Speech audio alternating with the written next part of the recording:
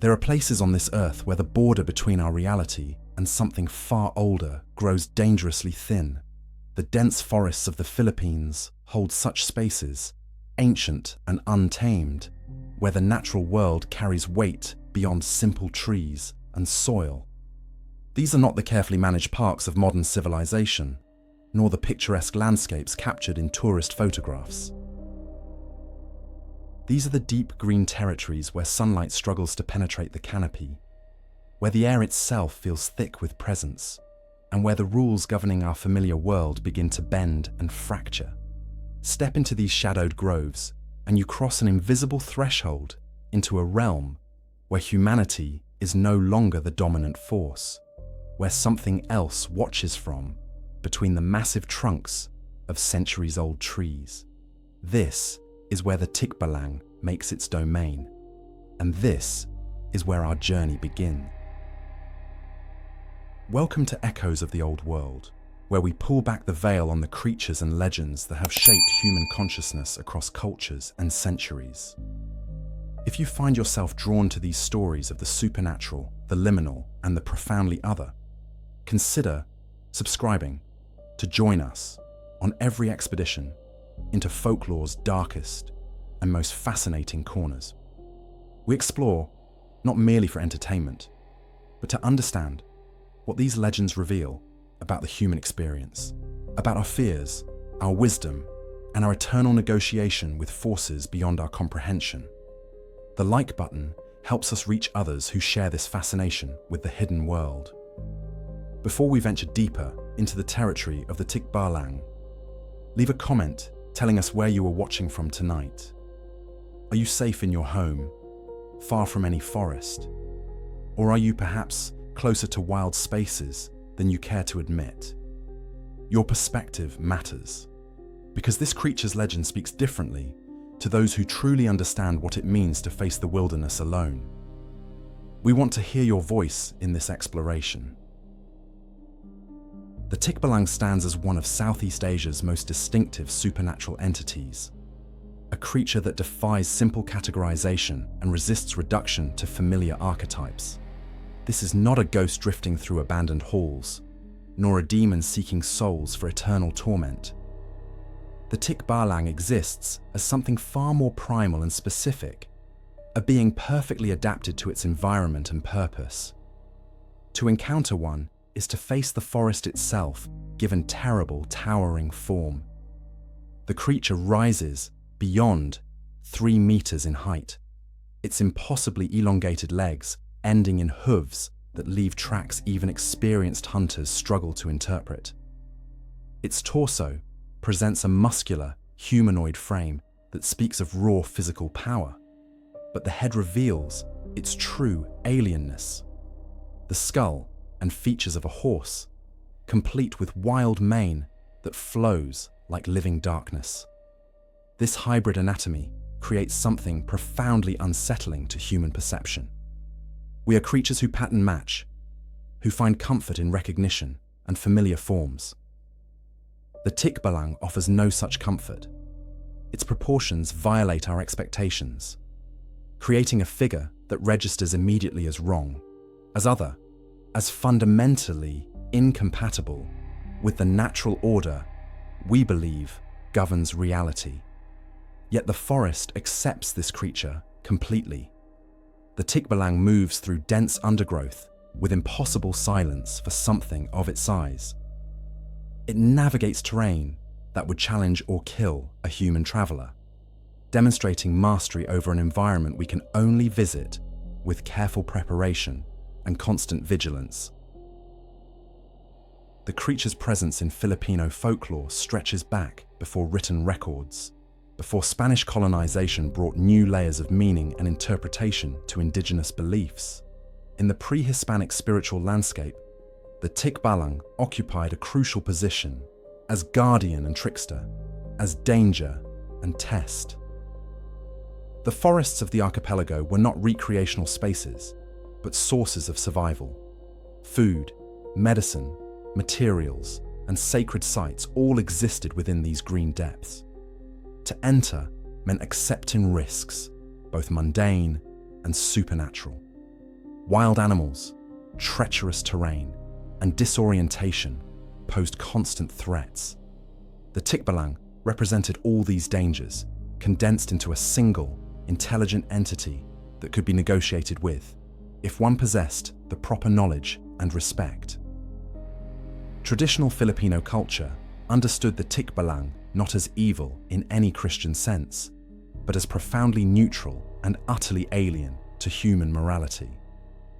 The creature served its own purposes, followed its own laws, and cared nothing for human concepts of fairness or mercy. This made it more terrifying than any simple monster. A demon can be exorcised, a ghost laid to rest, but the Tikbalang simply is. It exists as a fundamental aspect of the wilderness, as permanent as the trees themselves, and just as indifferent to individual human fate. Respect might earn you safe passage. Disrespect would certainly earn you its attention. And that attention manifested in ways specifically designed to exploit human vulnerability in the forest environment. The creature's domain encompasses more than physical space. The Tikbalang inhabits the liminal zones where civilization meets true wilderness, where maintained paths fade into game trails, where the sounds of human activity give way to the deeper rhythms of the natural world. These boundary regions have always carried special significance in human consciousness. They represent transition, possibility, and danger. Crossing from safety into the unknown, from the controlled into the wild, from the rationale into the realm where different rules apply. The Tikbalang makes its home precisely in these threshold spaces, neither fully in our world nor completely beyond it. This positioning grants the creature unique power over those who cross these boundaries without proper awareness or preparation. Filipino villages near extensive forest areas developed elaborate protocols for safe travel through Tikbalang territory. These were not superstitious rituals born from ignorance, but practical survival strategies encoded in supernatural terms. The rules taught children and reminded adults that the forest demanded respect, that carelessness led to disaster, that certain behaviors and attitudes increased your chances of returning home safely. The Tikbalang served as the enforcer of these natural laws, the personification of consequences for those who treated the wilderness as conquered territory rather than borrowed space. Every unexplained disappearance, every traveler who wandered for hours in circles despite knowing the area well, every strange encounter in the deepening dusk reinforced the creature's reality in the collective consciousness. Modern skepticism might dismiss such beliefs as primitive explanations for mundane events. After all, people get lost in forests through simple disorientation. Dense canopy obscures the sun, similar-looking trees create confusing landscapes, and fear accelerates poor decision-making. But this rational explanation misses the deeper truth embedded in the Tikbalang legend. The creature represents something more profound than a literal monster. It embodies the forest's essential as a place beyond human control, a reminder that for all our technology and knowledge, wild spaces still exist where our dominance ends and something else begins. The Tikbalang lives in that truth, whether we frame it as literal creature or powerful metaphor. As we prepare to explore this entity in greater depth, understanding its methods, its vulnerabilities, and its evolution through centuries of cultural change, hold this foundation in mind. The Tikbalang emerges from a worldview that recognized the existence of forces and intelligences beyond human understanding. It serves as guardian, trickster, and test. It protects wild places while teaching those who would enter them the necessity of humility, respect, and proper knowledge. In the chapters ahead, we will examine every aspect of this towering forest demon, from its specific abilities and the terror it inflicts to the ways humans learn to survive and even dominate it. But never forget that the Tikbalang, like all the creatures we explore in this series, reflects something essential about the human experience and our eternal dance with the unknown. To speak of the Tikbalang's form is to describe something that exists deliberately outside the order of as we know it. It is a creature that should not be, a shape that challenges the logic of what flesh can sustain. Those who claim to have seen it speak in hesitant fragments, as if words themselves rebel at the task of describing it. The human mind, accustomed to symmetry and proportion, struggles to process a silhouette that feels simultaneously familiar and entirely alien. The Tikbalang looks almost human until your eyes climb to its horse face, until the light catches the unnatural gleam of its eyes, and a shiver runs through you because the recognition of wrongness is deeper than fear. Its head is unquestionably that of a horse, but not of any breed known to the living. The mane grows unchecked, wild and coarse, streaked with copper or black, depending on where the legend is told. Some say that in moonlight it shimmers faintly with silver, as though reflecting light from another realm. The ears are perpetually alert, turning toward the faintest noise, even the mere movement of leaves disturbed by wind or breath. The jaw is powerful enough to crush bone, but the mouth rarely opens in rage. Its menace lies in stillness, in the unblinking observation of something ancient and sentient, assessing whether you belong here at all. Below the head stretches a torso carved with unnatural precision, as though shaped by intent beyond mortal hands. Its upper body resembles that of a sculpted man, a hunter or warrior from a forgotten age, muscular, sinewed, raw with strength that suggests both grace and savagery. Yet this power is deceptive, for the proportion shifts again at the waist, where the body transforms into legs far too long, almost grotesquely extended.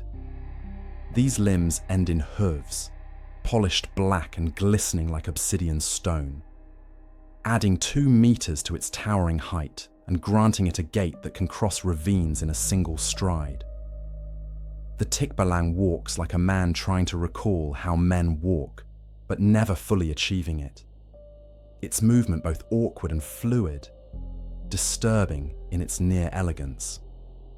Eyes are often described as the window to the soul, but no one who has met the Tikbalang up close speaks of finding a soul behind its gaze.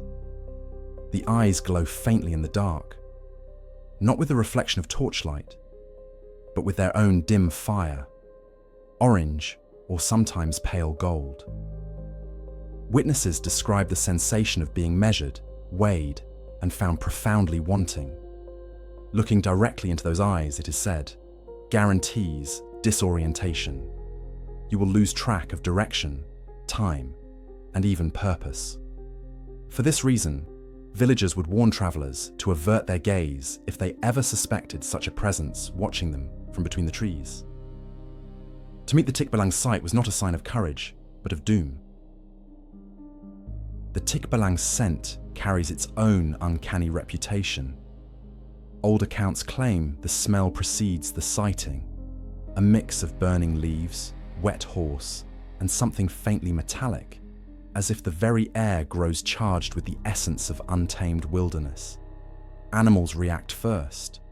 Dogs whimper, birds fall silent, and carabaos refuse to move further down the path. Then comes the stillness, that oppressive silence when even the insects seem to vanish. Only after the silence deepens enough to make breathing difficult does it appear, stepping forward with a slow, deliberate rhythm that seems to come from another world entirely. Although the creature's body inspires fear, its true danger lies in the mind's inability to categorize it. The Tikbalang blurs the boundaries between predator and spirit, between flesh and legend. It is tangible. Leaves rustle when it moves. Footprints mark the mud, but everything about it resists permanence. Those who survive encounters report that even moments after it disappears, Its traces fade quickly, as though the forest itself consumes any evidence of its passing. The very earth conspires to preserve the secrecy of its form, as if aware that revelation would rob it of power. Legends across the islands vary, but consistent threads weave through them all. The creature is exceptionally tall, disturbingly human in posture, yet unmistakably animal in presence. It can crouch until its arms hang past its knees, or stretch until its head touches low branches.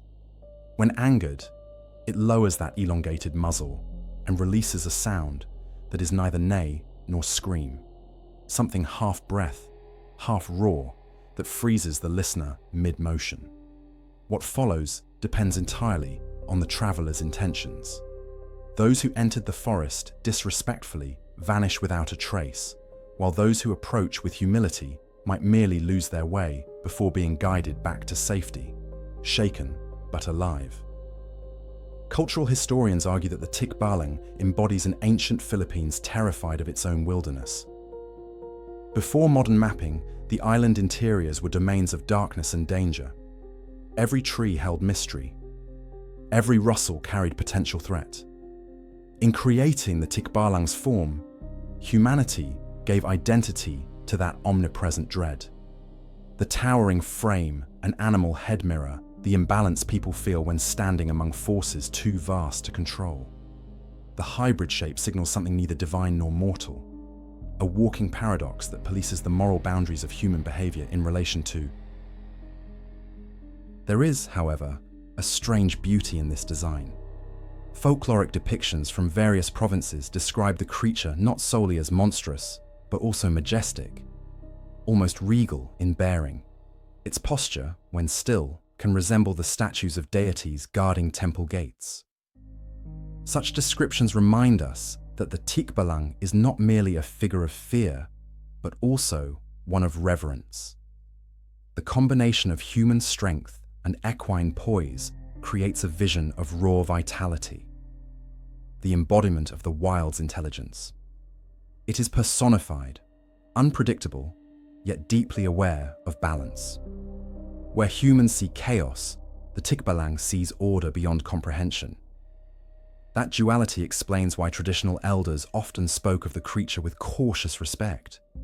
They understood that confronting a Tikbalang was not a punishment for faithlessness, but a test of alignment. A person lost in its presence was not always attacked. Sometimes they were forced to confront their arrogance or heed their instincts. If they listened closely to the rustle, to the faint hum of the forest, they could realign themselves with the rhythm of the natural world, breaking free from the creature's disorienting spell. In this way, the physical form becomes a mirror to metaphysical truth. To survive the Tikbalang's gaze, you must remember your place in the hierarchy of creation. Descriptions of specific features vary from one region to another. In some tales, its mane is thick with thorns or tiny fireflies that glow during storms. In others, it wears ornaments of vine or bone, trophies of its dominion. Some say that the creature's hooves never fully touch the soil, hovering slightly above ground like a spectre tethered to physical form by will alone. Each version, though distinct, captures the same impression, a being that belongs both to this world and to something older, a survivor of an age before humankind's dominion. Every attempt to categorize it within biological or spiritual frameworks fails, because it was never meant to be caged by explanation. At times, stories speak of a faint shimmer along the creature's flanks, a golden hue that appears under the right angle of sunlight, not decorative, but essential. These golden hairs will later take on critical importance in the ritual of dominance over the Tikbalang, a subject we will explore in detail soon. Here, their presence adds another layer to the contradiction: beauty within terror, weakness within strength. To those who see it, the shimmer is both warning and promise, marking the creature as something that can under almost impossible conditions, be subdued by human hands. Yet those who seek this mastery rarely return unchanged. The creature's anatomy also suggests the interplay between physical power and illusion. Its body is not consistent in proportion from one encounter to another. Some speak of arms thin as reeds, others of limbs thicker than trunks. Its size, perhaps, depends on the fear of the observer, expanding as terror grows. This mutability hints at an overlap between psychological and supernatural worlds, implying that the Tikbalang's body reflects the eyes that behold it. The forest becomes a projection chamber, the creature a living mirror for human imagination and unease. To understand why this specific form persists through generations, we must look at what it represents, rather than what it literally is. The horse has long symbolized freedom, speed, and wild, qualities untamable by civilization. To give a horse a human posture is to suggest intelligence ruling over instinct, but when that figure turns against humans, it transforms freedom into threat, and intelligence into manipulation. The Tikbalang thus acts as warning against arrogance. When humankind assumes dominance over the natural world without respect, responds with a version of itself that stands above us, looking down through equine eyes that remember every trespass. Even today, in rural parts of the Philippines, where the dense forests still stand and mist clings to the canopy, travelers move with quiet reverence. Some whisper a prayer before entering. Others leave a small offering of tobacco or rice at the first crossroads. Such rituals exist because the creature's image still haunts the collective subconscious. It reminds people that the world remains layered, that beneath the soil of reason lives the hum of older powers not easily dismissed. For those who have lived close to the land, the Tikbalang is not superstition. It is etiquette disguised as myth, caution encoded in story. Every length of its limbs, every flick of its ears, every glint from its dark eyes serves a purpose beyond terror, to make you remember humility. It teaches balance through fear, awareness through awe.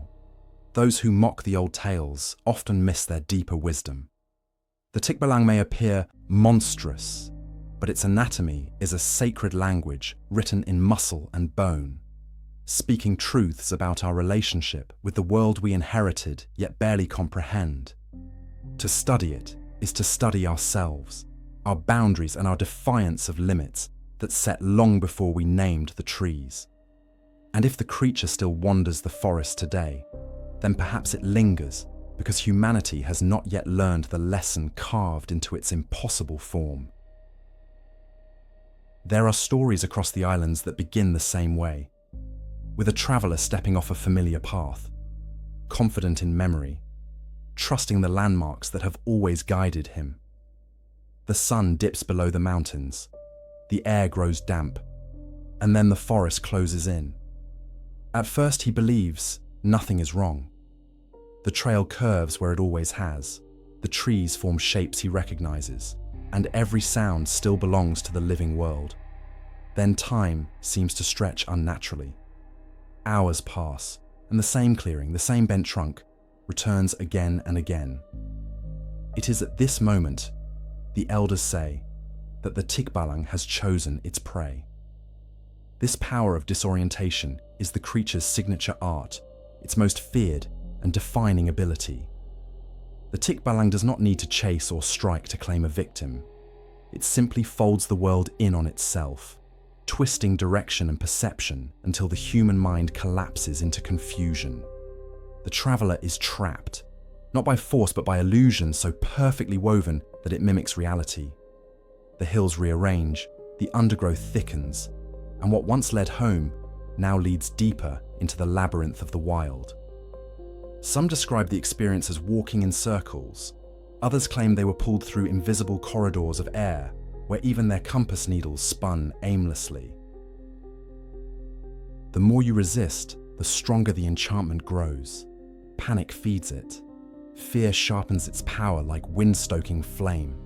Those who try to run quickly find their movements betrayed by the forest itself as branches shift to block escape routes and roots lift from the soil to trip their steps. There is no violence, only control, an overwhelming sense that the very land has turned against them. Seasoned woodsmen warn that once the Tikbalang has decided to play this cruel game, the only path to survival lies in becoming still, submitting not to the creature, but to the order of the forest itself. Descriptions of what happens during this ordeal vary, but share haunting similarities.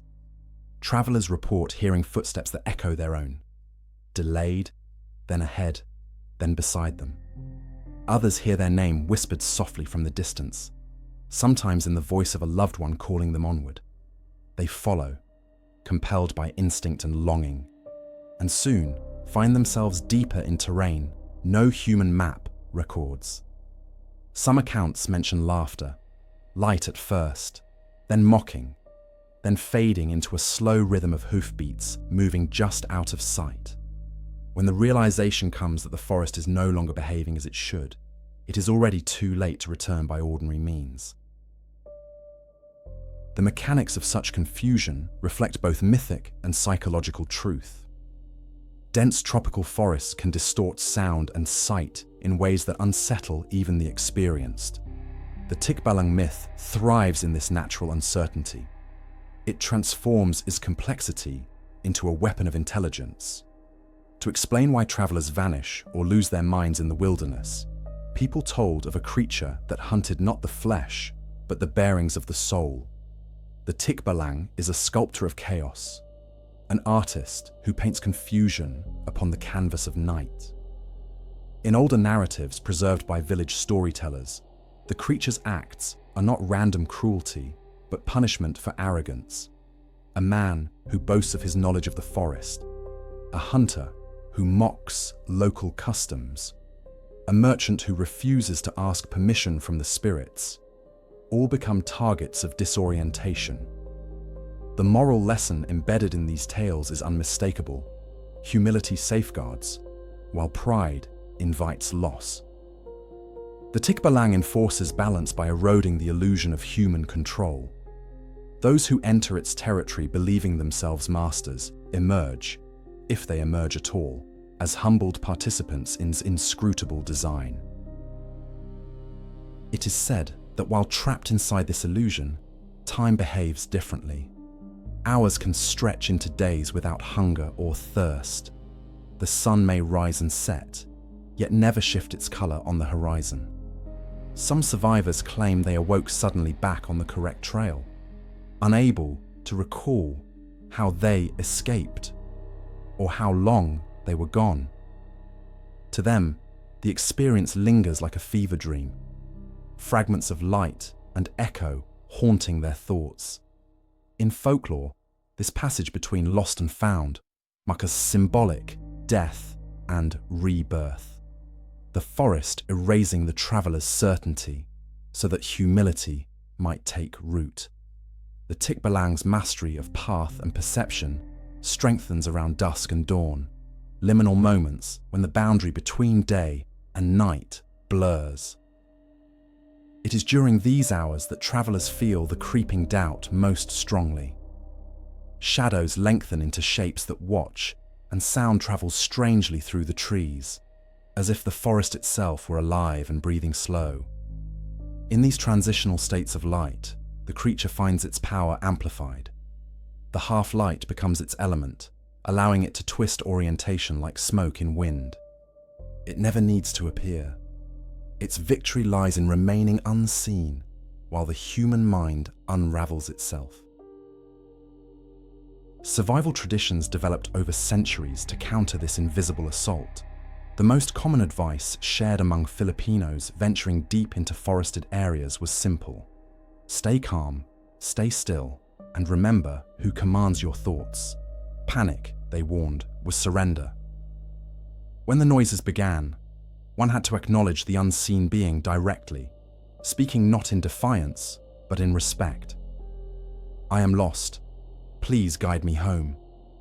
Some would then wear a piece of clothing backward, reversing shirt or hat. A symbolic gesture meant to confuse the creature in return.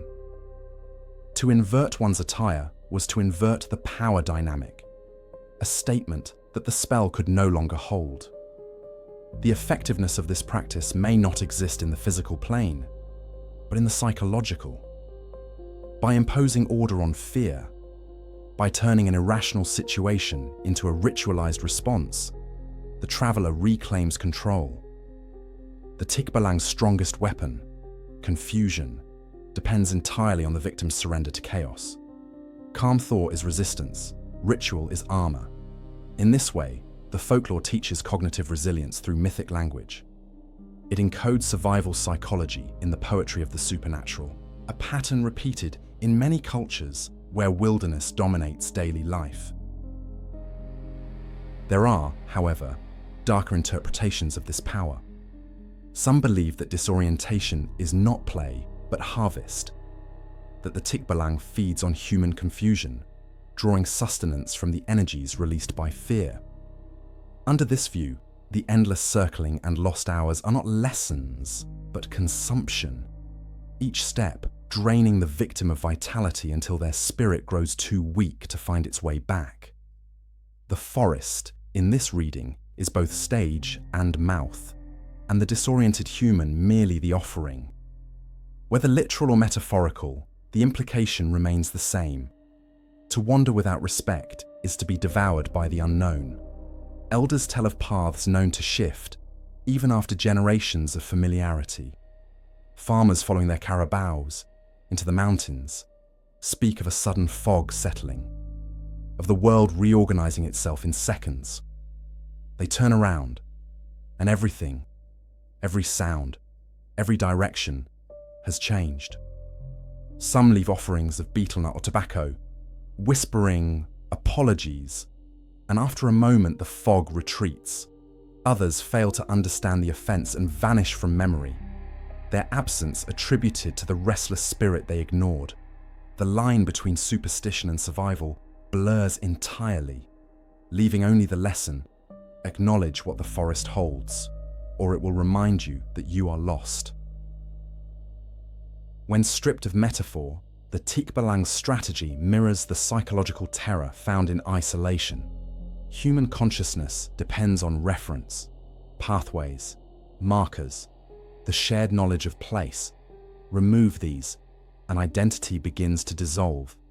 The tribe, the community, the physical trail, all connect the self to something larger. The creature's power, then, functions as existential disassembly, pulling apart the fragile scaffolding that keeps humans oriented in both geography and meaning. It exposes how easily certainty turns to delusion when context is stripped away. Yet not all who encounter this force are destroyed. Some emerge stronger, their senses sharpened, their respect renewed. They speak of an inner stillness learned through terror, a serenity earned in the heart of confusion. To survive the Tikbalang's labyrinth is to confront the limits of human perception and recognize the vast intelligence woven into the living world. It is to understand that fear can serve as a teacher, guiding us toward humility rather than despair. Perhaps this was always the creature's intent, not simply to punish, but to initiate. The legend persists because it reflects a universal truth. Everyone, at some point, walks a path that suddenly ceases to make sense. The roads of life twist back on themselves. Progress turns to regression, and once familiar destinations recede into the mist. The forest of the mind is no different from the physical one, filled with echoes, distractions, and illusions. The Tikbalang stands as the spirit of that confusion, a reminder that the journey's worst dangers are those that unravel from within. To look outward into the trees and find oneself lost is terrifying. To look inward and find the same disarray is revelation. As the night closes over our imagined traveler, footsteps cease, and the forest holds its breath. Somewhere between the shifting leaves, a quiet laughter fades, and dawn begins to lighten the canopy. The spell breaks not with thunder, but with silence. The traveller stands again on the familiar road, though none can say how he returned. In those moments before the first bird calls, he knows the forest is still watching. The Tikbalang never truly leaves. It simply waits for pride to open another door. Across the vast landscapes of the Philippines, the forest has always been more than a collection of trees. It is a breathing presence, an ancient intelligence older than any human language. Beneath its canopy live spirits, creatures, and forces that embody its rhythms and dangers. Among them, the Tikbalang stands as both sentinel and enforcer, the embodiment of his sovereignty. To understand it merely as a trickster or wanderer's tormentor is to misunderstand its role entirely. It is not a random predator, but a guardian, a reminder that wilderness exists under its own law, one humans enter only by permission, never by right. Generations of Filipinos have told stories that define their forests, not as voids waiting to be claimed, but as sanctuaries belonging to beings unseen. The Tikbalang is the most physical of those protectors, the one that embodies the raw authority of the wild. When farmers clear too deeply into the woods, or hunters take more than they need, the creature appears, not always visible, but always felt. Roads misalign, tools vanish, and the air itself grows heavy. These are warnings, and those who recognize them stop their work, whispering apologies to the unseen warden before leaving offerings of tobacco or rice. Those who mock these signs find the forest turning against them in subtle but devastating ways. Folklore paints the Tikbalang as bound to specific territories, often ancient forests untouched by human hand. Local elders speak of particular groves, riversides, or mountain passes said to be its dwellings. Each of these sites carries prohibitions: no loud voices, no curses, no cutting of old trees. Such rules may sound like superstition, yet they serve an ecological truth. Respect, in this sense, equals preservation. By teaching fear and reverence through myth, communities maintained balance between need and restraint. The creature became the moral voice of the forest, punishing arrogance and rewarding humility. In this way, the Tikbalang takes the place of gods now forgotten. Before colonial conversion reshaped spiritual hierarchies, pre-Hispanic Filipinos saw their world as alive with anito, spirits inhabiting natural forms. Mountains had custodians, rivers had keepers, and forests had watchers. The Tikbalang occupies this lineage, a being of equilibrium that ensures no species, not even humanity, rises above the rest. Like many animistic guardians across the world, it enforces sacred balance through fear. And fear, in this context, is a language older than words. The feeling that reminds us of our fragility in the presence of something vast and enduring.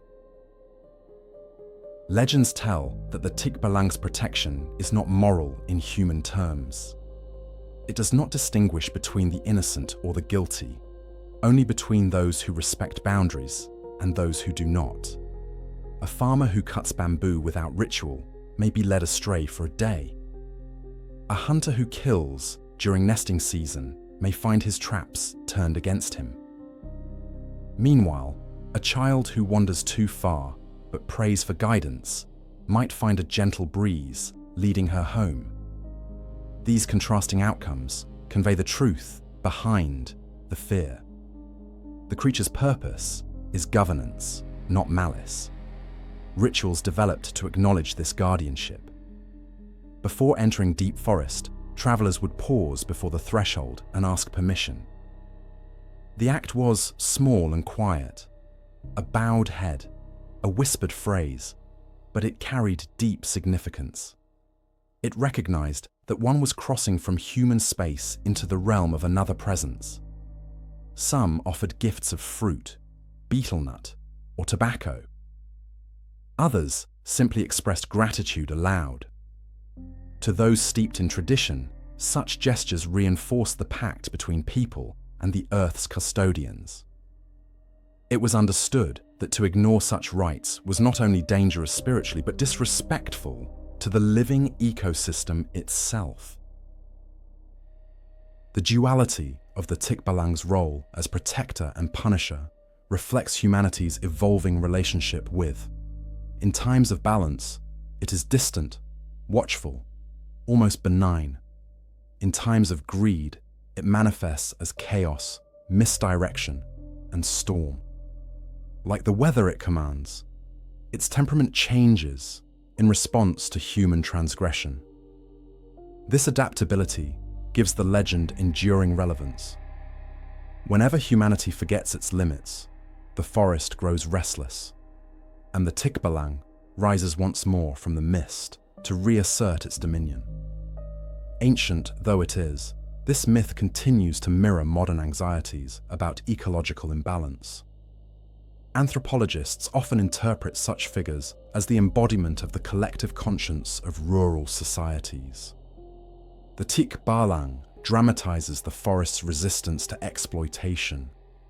Its terror serves the same purpose as law, but through narrative.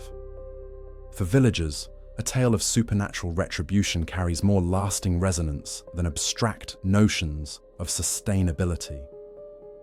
Children raised on such stories internalize the voice of the guardian. Even when grown and far from home, the memory of the creature lingers, shaping behavior through inherited caution. In this way, folklore functions as conservation, fear turned into virtue. One compelling dimension of the Tikbalang legend is its subtle morality of reciprocity. The creature is said to respect those who honor the balance it guards. There are accounts of farmers discovering rich soil near its haunts, or fishermen finding bountiful catches after leaving an offering. These rewards are not gifts, but acknowledgements of mutual respect. The relationship between human and guardian becomes symbiotic. The people respect the forest, and the forest, through the Tikbalang, sustains them. It is not love that governs this bond, but an ancient form of stewardship born from necessity and reverence. When fires erupt in sacred groves or trees are felled carelessly, villagers sometimes claim to hear the Tikbalang's cry echoing through the wind. It is not a horse's neigh, but a deep, resonant wail that chills the bone. Some interpret it as a warning, others as grief. To destroy the forest is to wound the guardian itself. The sound serves as collective conscience, carrying through generations the awareness that every cut tree or burned field diminishes something vast and spiritual. It reminds those who listen that life does not belong solely to humanity, but to an interconnected whole. In the mythic imagination, every detail of the Tikbalang's body symbolizes this guardianship. Its towering legs allow it to see across miles of canopy. Its heightened senses detect imbalance long before human eyes perceive damage. The golden strands in its mane signify sacred energy, sunlit vitality bound into matter. When it stamps its hooves, storms gather, not for destruction, but for cleansing, the flood washing away corruption so renewal can begin. These elements may sound poetic, yet they reflect real cycles observed by forest-dwelling communities: drought and rain, decay and growth, silence and resurgence. Through metaphor, mythology encodes ecological understanding. For those who dwell near the mountains or jungles, the Tikbalang remains less abstraction than presence. Farmers still whisper cautionary stories. Children still avoid wandering at dusk when the veil between worlds is thin. Even travelers who claim no belief find themselves pausing at the tree line, as though instinct remembers what reason denies. This persistence speaks not of ignorance, but of continuity. The forest still demands acknowledgement, and the Tikbalang still answers the call of imbalance, whether as phantom, memory, or symbol. Modern storytellers reinterpret the guardian through contemporary lenses. Environmental advocates evoke the creature as emblem of resistance against deforestation and industrial intrusion. Artists paint it not as monster, but as ancestral spirit mourning lost jungles. The myth has evolved, yet its essence endures, to remind us that wilderness punishes neglect and rewards harmony. Through the Tikbalang's ancient eyes, we confront the enduring truth that our survival depends not on mastery, but on coexistence. And yet, even reverence carries its own peril. To approach the Tikbalang's domain seeking power, knowledge of its ways, mastery over its magic, is to invite trial. The guardian tests those who claim understanding of secrets. The next chapter will reveal how some among the brave or the desperate sought to subdue this supernatural warden, how they learned that even a being of fear and reverence has vulnerabilities woven into its mythic design. But before that moment comes, remember the lesson carried in every rustle of leaf and roll of thunder. The forest is alive, watching, and the Tikbalang stands eternal, keeper of balance, judge of trespass, an unyielding guardian of the deep green. When the first drops of rain strike the canopy, villagers say the Tikbalang begins to stir. It does not awaken from sleep, for such beings do not slumber in a human sense, but it becomes active, its presence diffusing through the forest like mist carried on wind. Rainfall, in Filipino lore, has always been more than weather. It is communication, purification, sometimes omen. Under heavy clouds, the air thickens, the scent of the earth sharpens, and somewhere within that shifting world, the hooves of the Tikbalang echo between the trees. This is its chosen element, the storm, the moment when land and sky merge in chaos. Legends warn that the Tikbalang roams with particular hunger during the monsoon months, when thunder becomes its voice and lightning flashes across its mane. The creature rides the wind itself, moving between ridgelines faster than sight can follow. In some tales, its form dissolves completely into rain and shadow, only to reassemble where it wishes to strike fear. These stories do not describe random appearances, but deliberate hunts, rituals born from deep folkloric logic. To the people who told them, rain was both life and danger, necessary for crops, deadly in excess, and the Tikbalang was the embodiment of that fragile balance. Among the most persistent motifs in oral tradition is the belief that women wandering alone during storms risk drawing the creature's attention. The Tikbalang, it is said, finds beauty in their vitality, their movement through tempestuous wind.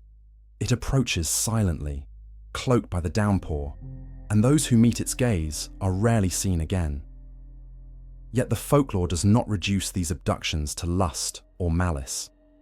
Instead, it frames them within a strange exchange between realms. To be taken by the Tikbalang is to be claimed by the forest, perhaps even transformed by it. The storm becomes the bridge by which human and spirit momentarily intersect.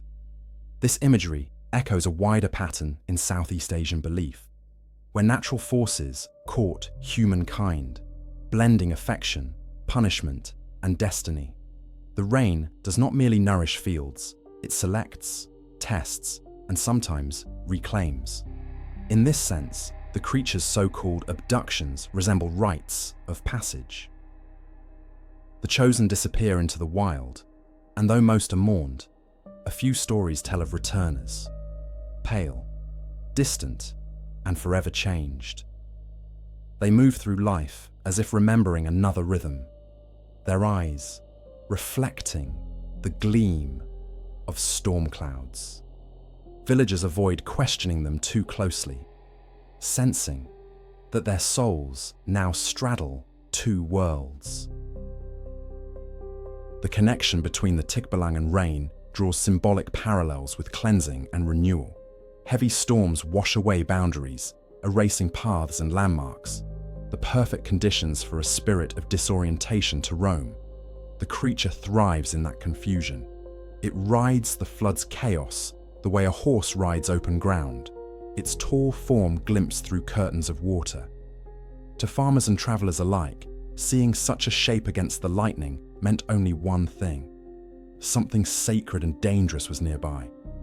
The storm itself became a warning to stay indoors, to light lamps, to acknowledge the forces outside with prayer or silence.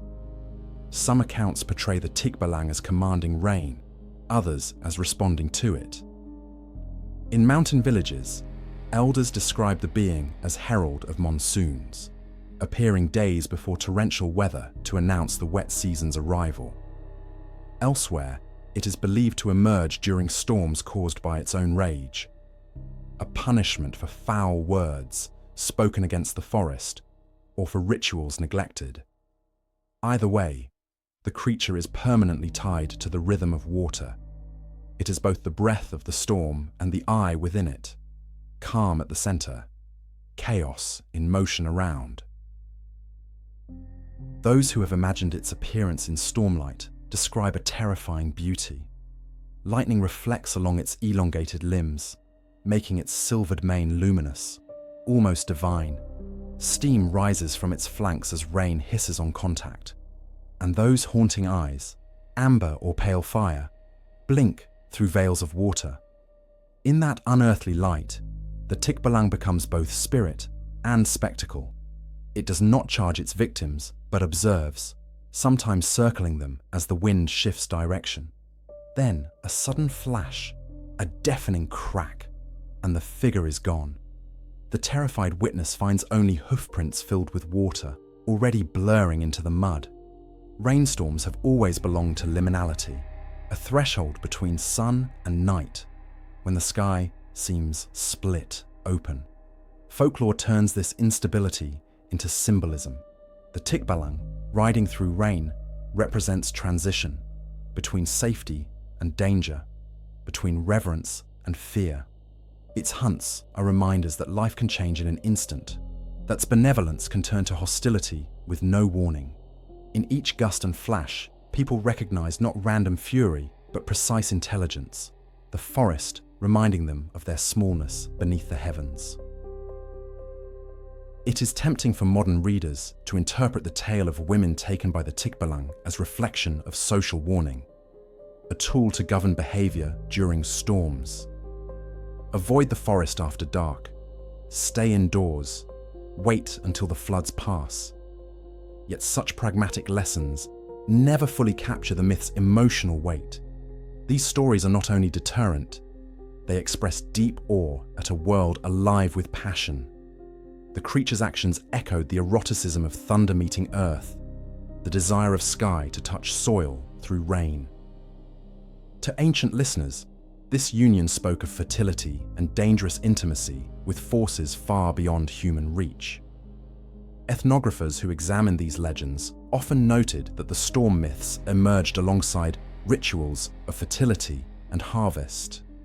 Within this context, the Tikbalang's pursuit of women symbolized both peril and blessing, an encounter with the raw creative power of the boundaries blur between harm and sanctification. To be touched by the storm spirit could mean disappearance, but it could also signal favor for one's lineage or land. The ambiguity mirrors rainfall itself. Too little brings drought, too much brings disaster. The Tikbalang's hunt, therefore, dramatizes the eternal negotiation between survival and surrender.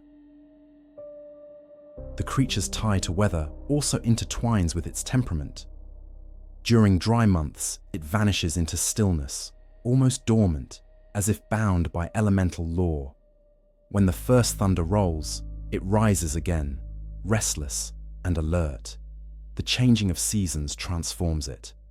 From watcher to wanderer, from sentinel to predator. Each cycle renews its power and resets its mission to restore equilibrium. Its hunts, though terrifying, serve cosmic balance. When humans forget respect, the rain returns, washing arrogance from the soil. This rhythm defines both, and myth alike. For villagers who lived under that rhythm, storms carried both reverence and warning.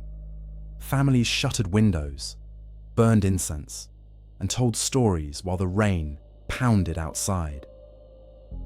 Parents recounted how an ancestor once followed a strange melody during a storm and vanished for 3 days, returning speechless, his hair streaked white. They told how a weaver heard hoofbeats behind her house and found her weaving soaked, though the roof remained intact. These shared tales created intimacy between humans and the unseen world outside their walls. The sound of rain was no longer mere noise. It was conversation between spirits and men. To this day, rural communities in certain provinces maintain the belief that singing or laughing during storms invites the Tikbalang's attention. Silence is a sign of respect, a recognition that someone else commands the night. Travelers caught far from shelter sometimes recite prayers for protection, though older traditions suggest simpler wisdom.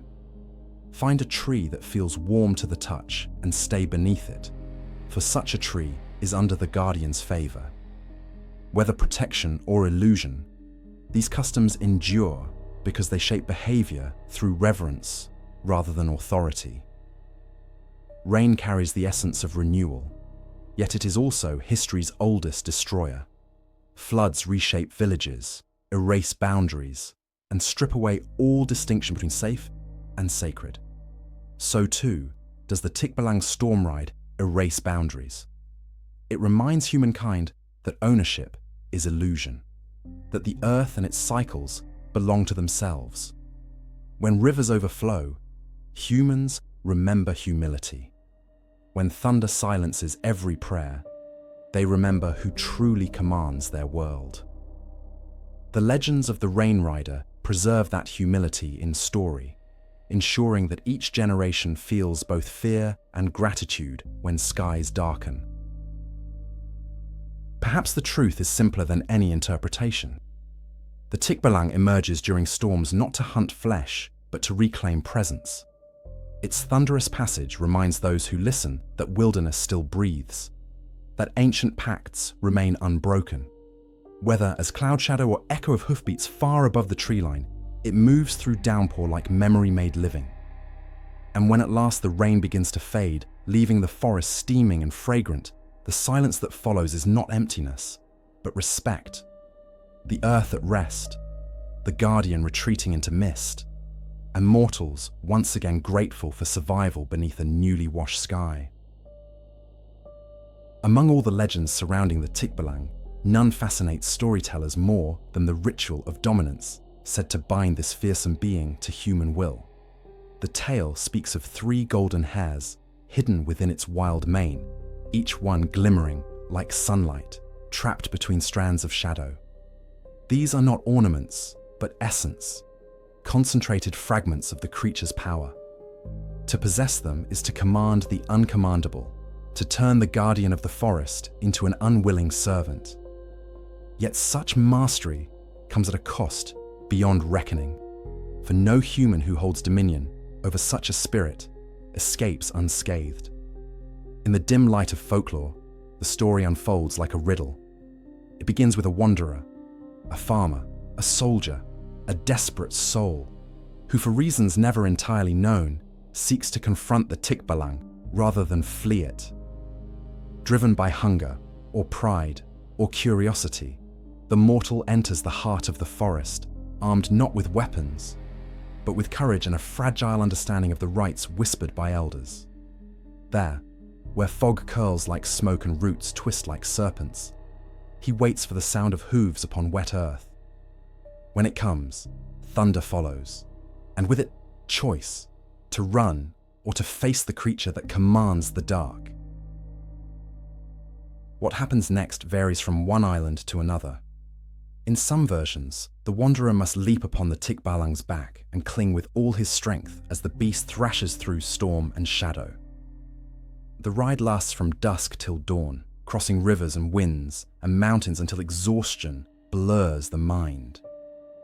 In others, the mortal traps the creature by trickery, feigning humility to lure it near, then cutting 3 strands from its mane with a blade sharpened by lightning. Both versions end the same way. The human stands trembling, holding the golden hairs, while the Tikbalang, subdued, kneels in reluctant servitude. These hairs are symbols, not trophies. They represent mastery of fear, proof that humanity can confront the uncivilized forces that once ruled the earth. To pluck them is to steal fire from gods, and like all myths of stolen power, this one bears warning beneath its wonder. Gaining control of the Tikbalang's essence may grant its master strength, protection, or knowledge of paths unseen, but it also binds human spirit to the creature's realm. The price for dominion over is eternal vigilance, for once you alter the balance, you become responsible for what you have subdued. Accounts of this ritual glow with the tension between triumph and taboo. Elders tell that those who carried the golden hairs could command the Tikbalang to guide them safely through forests, to guard crops, or to reveal treasures hidden underground. Yet over time, these individuals grew restless and sleepless. The forest whispered their names at night, and shadows seemed to follow beyond its borders. Possession became burden. The golden hairs, bright at first, lost luster, turning pale as straw, as if the Tikbalang's magic withdrew piece by piece. Some masters vanished into the woods, chasing voices only they could hear, never to return. The tale functions on multiple levels. On the surface, it is a story of trickery and courage, a mortal overcoming the supernatural. Beneath that, it serves as a metaphor for humanity's relationship with the natural world. The act of subduing the Tikbalang mirrors the act of taming wilderness. Useful, intoxicating, but inherently perilous. Ancient Filipinos understood that dominance over cannot exist without debt. To claim the power of the forest is to enter an agreement written in the language of storm and soil. The 3 hairs are not rewards, they are reminders of humility. Some scholars see in this myth a reflection of animist theology, where every being has its own sacred energy, and to bind that energy is an act of profound imbalance. In that worldview, the Tikbalang's subjugation brings temporary gain, but cosmic distress. Rain ceases when the hairs are taken, crops wither, rivers change course. Only when the strands are returned to their rightful owner does harmony resume. Thus, what may appear as heroism becomes cautionary parable, a warning against the arrogance of control. The golden hairs gleam, yes, but their light blinds those who dare to stare too long. In the oral traditions of Luzon and Mindanao alike, the substance of these hairs varies. Some describe them as actual strands, shining within a fire, capable of burning through fabric if held too tightly. Others claim they are invisible, perceptible only to those chosen by fate or madness. Whatever their one, they cannot be taken by deceit alone. A person must face the Tikbalang directly, prove worth through endurance or knowledge, and command its respect, even in defiance. The ritual is less about conquest and more about understanding, the humility to confront without destroying. The ride, as described in the northern mountains, is the most harrowing trial a human can endure. The Tikbalang gallops through landscapes beyond reason, across seas that steam with lightning, over treetops brushing stars, through clouds that whisper forgotten prayers. The rider clings as darkness melts into endless wind, every heartbeat echoing against the vast muscle and fury beneath. Those who endure until dawn hear the creature's voice at last, low and ancient, asking what they seek. Few can answer honestly, for fear, awe, and exhaustion strip away all pretense. The ones who can speak truthfully, who ask not for riches but for peace or knowledge, earn the creature's reluctant allegiance, sealed by the gift or surrender of its golden hairs. Even in these victories, there lies tragedy. A Tikbalang bound by human command loses freedom, and in turn, the master forfeits something intangible. Dreams grow strange. Forests no longer feel alive. Their beauty becomes flattened, their voices silent. The once living connection between human and earth transforms into hollow authority. When power replaces reverence, harmony fractures, and both sides suffer for it. The legend captures that paradox beautifully. To master the wild is to kill the part of oneself that once belonged to it. Though the tale carries moral weight, its artistry lies in ambiguity. Was there ever anyone who truly held the 3 golden hairs? Some storytellers insist on yes, naming forgotten heroes who shaped their villages with wisdom given by captive Tikbalang. Others insist the myth is metaphor, warning that no mortal can truly bind what is infinite. In either telling, the story survives because it speaks to a universal hunger, the longing to control what frightens us, and the inevitable ruin that follows when we succeed. There are rare versions of the legend that invert the outcome entirely. In these, the human fails to secure all 3 hairs, tearing only 2 before being thrown from the creature's back. The Tikbalang, enraged yet impressed, spares the intruder, but delivers prophecy that humans will forever chase the illusion of mastery, never realizing that power over means dependence upon it. The missing hair becomes symbol of incompletion, of humanity's endless striving without balance. These versions end not in triumph, but revelation, a truth too vast to be owned. Today, the myth of the golden hairs endures as one of the Philippines' most haunting allegories. Artists paint them as glowing threads connecting worlds.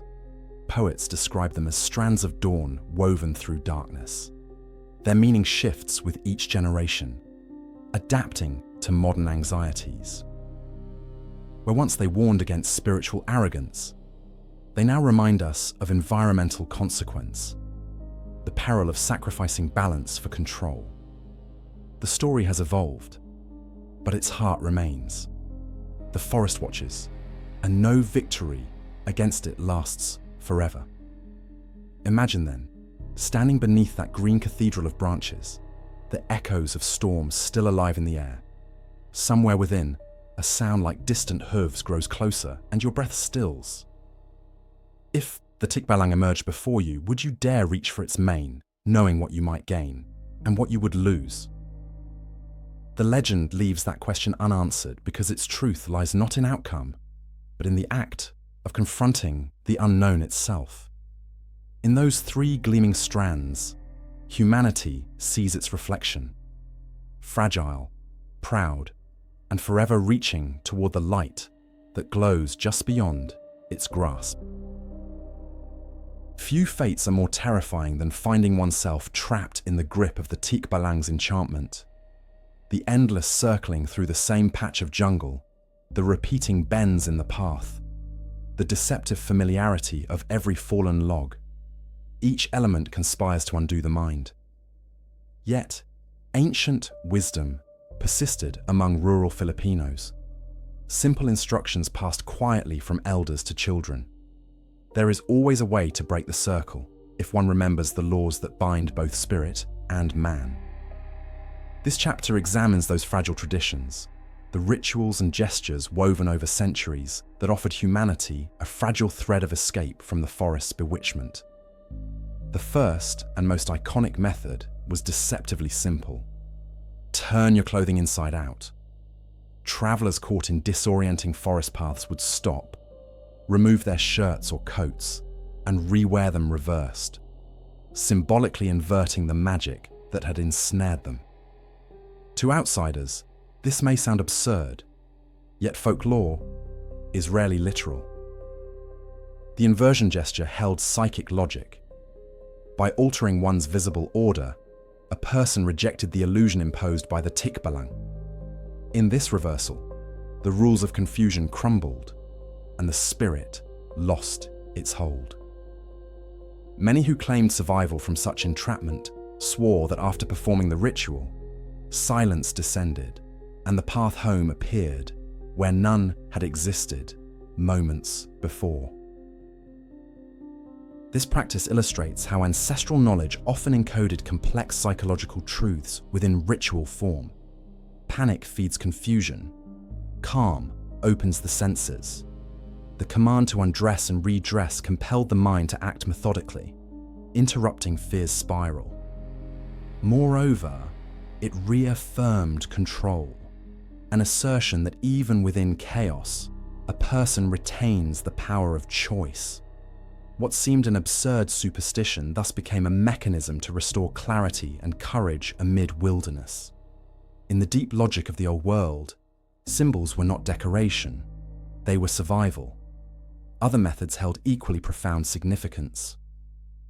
Some traditions urged travelers to bite or hold a twig, anchoring themselves to the tactile reality of the earth, the element that no illusion could fully distort. Others spoke of silent prayer, not pleading for rescue, but acknowledging the forest's sovereignty.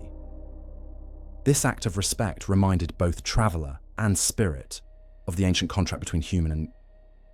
In many stories, the Tikbalang relented, not out of defeat, but because it recognized humility. The person who remembered courtesy, even while frightened, proved their worth to walk freely once more. Villagers often carried amulets known as anting-anting, small charms forged from roots, stones, or metals believed to repel deceptive spirits.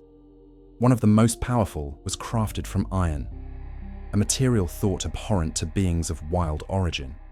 By wearing this token around the neck, or secreting it in a pocket, travelers sought to anchor themselves to human civilization, the realm of formed metal and crafted fire, and thus repel the confusion of primal entities. In this way, metallurgical progress merged seamlessly with spirituality. Forging tools was also forging protection. The notion of protection extended beyond objects to behavior.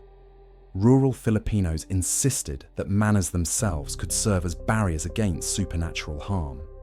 One must never speak with arrogance in the wild, never mock unseen presences, and never whistle after sunset. Words shape energy, they said, and arrogance draws notice. To speak gently, to request permission before cutting wood or crossing rivers, was to cloak oneself with invisibility. Each gesture of respect acknowledged the laws of coexistence. In the worldview that created the Tikbalang, etiquette was no mere formality, it was armor. Central to breaking the circle was the understanding that the enchantment thrived on confusion. It is said the Tikbalang feeds not only on fear, but on direction lost, on the fragmentation of intent. Therefore, the primary weapon against it was attention itself. If one paused, breathed, and set the mind to a concrete image, perhaps a loved one's face, a home waiting beyond the trees, the illusion began to falter. This mirrored meditative disciplines found worldwide. Focus dissolving chaos. The forest may distort the body's journey, but clarity of spirit lights the way out. As the centuries passed, the rituals of escape evolved, but never vanished. Farmers continued turning their shirts inside out. Fishermen whispered brief prayers when fog swallowed coastlines, and travelers offered coins or tobacco at the foot of ancient trees before proceeding. Each act carried the weight of personal testimony, proof that faith in unseen structures could still protect, in a world increasingly ruled by reason. Even as roads replaced trails, the memory of circular paths remained etched in collective consciousness. warning that direction is as much spiritual as it is physical. The symbolic reversals used to break the spell reveal something profound about the Filipino approach to the supernatural. Conflict is not the only path to survival. Unlike Western myths, where confrontation or exorcism often marks victory, Filipino folklore tends toward negotiation, recalibration, and balance. Humans rarely defeat spirits. They harmonize with them. Breaking the circle, then, is less about escape than reconciliation, restoring the mutual recognition between forest and traveler that the Tikbalang temporarily disturbs. In one tale from the highlands, a man lost in the storm remembered his grandmother's words and turned his hat backward, muttering an apology to the air. The wind eased, and before him lay his village road shimmering in moonlight. In another, a soldier during wartime reported being led astray through bamboo thickets for 3 days. When he finally remembered to kneel and speak to the unseen guardians, the mist lifted at once. These stories, though simple, preserved a mechanism for humility. They taught that survival was earned not through dominance, but through acknowledgement of boundaries, both material and moral. Underneath these practices lies the ancient belief in equilibrium. Every disruption, whether cutting too many trees or forgetting to give thanks, creates imbalance that spirits must correct. The Tikbalang's enchantment, terrifying though it appears, acts as a corrective force. By learning the rituals to end it, humans participate in restoring that equilibrium. The turning of garments, the prayer, the stillness of acceptance. Each gesture symbolizes the world's effort to right itself through cosmic symmetry. Modern analysts of folklore might interpret such tales as pre-scientific navigational strategies, ways for travelers to retain calm when lost. Yet to dismiss them as superstition misses their cultural poetry. They remain, at heart, instructions for harmony, lessons disguised as warnings. The narrative of disorientation and recovery parallels every human experience of alienation and reconnection. Anyone who has felt lost in thought, in life, in grief, understands the power of simple reversal. Pause, breathe, reframe perspective. In this sense, the Tikbalang spell becomes an allegory for existence itself. The continuity of these beliefs underscores their power. Even today, some mountaineers whisper a quiet excuse before entering dense forests. Adventurers who scoff at the superstition often tell of unexpected difficulties, faulty compasses, endlessly looping trails, or sudden fog banks that dissolve only when they recall the old wisdom and show respect. These moments blur the boundaries between rationality and reverence, reminding modern minds that mystery endures. The world may have moved from lantern to satellite, but there remains something in the unseen that resists being mapped. Visually, the ritual of inversion carries striking symbolism. The human body becomes the axis on which reality spins. When the traveler pulls his shirt inside out, he mirrors the act of turning the world itself, a pivot between confusion and clarity. This gesture transforms him from victim to participant, from passive wanderer to mediator between realms. By acknowledging the existence of the Tikbalang's illusion, yet refusing submission, humanity asserts both vulnerability and resilience. The ritual endures because it articulates the paradox of survival. One must bend without breaking, yield without surrender. Out. At its core, breaking the circle is also about memory. Those who return from such enchantments emerge not only relieved, but changed.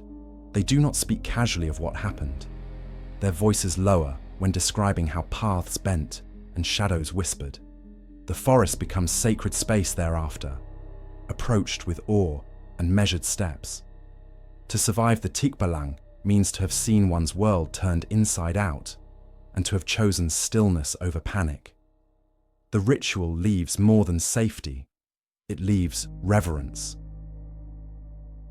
Stories passed from generation to generation have preserved not only the rituals, but their purpose.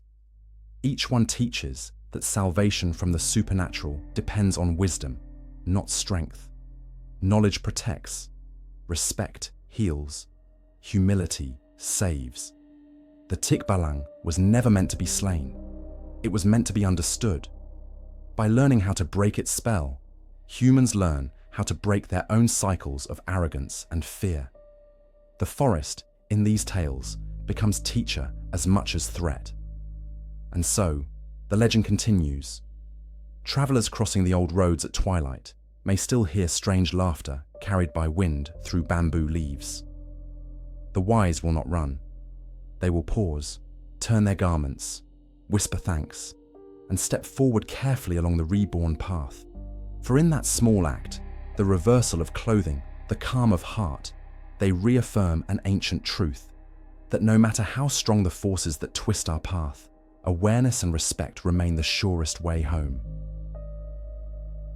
Long before conquistadors set foot on the islands, the spirit of the forest already breathed through countless myths. The people of the archipelago lived in deep relationship with, seeing divine intelligence in every storm, mountain, and oak-like tree that reached toward the light. But when the ships from Spain arrived, carrying foreign gods and foreign fears, the sacred topography of the Philippines began to shift. Belief systems collided, languages blended, and old spirits found themselves renamed, redrawn, and recast through new eyes. Among these hybrid survivals was the Tikbalang, whose image changed as two cosmologies, indigenous and European, fused into a single, haunting figure.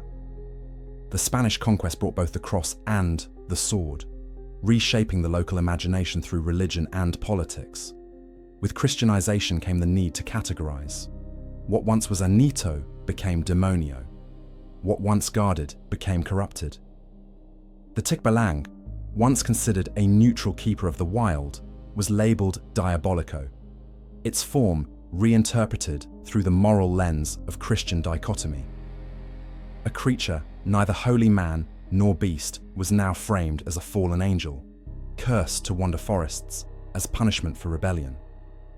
The colonial church, in its drive to impose divine order, could not accept ambiguity. Thus, the forest guardian was rewritten as an infernal warning.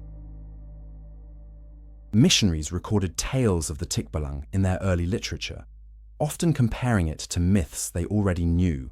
To them, the half-horse, half-human creature recalled the centaur of Greek antiquity, a cultural metaphor transplanted to the tropics. The similarity was not just physical but symbolic.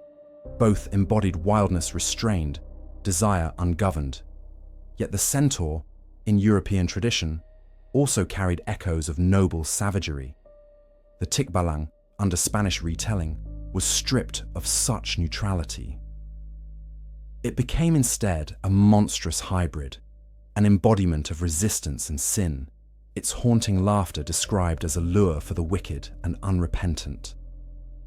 Despite attempts to Christianize or suppress it, the Tikbalang endured, adapting itself to new contexts.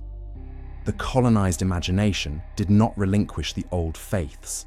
It reshaped them in whispers and stories told by firelight after mass.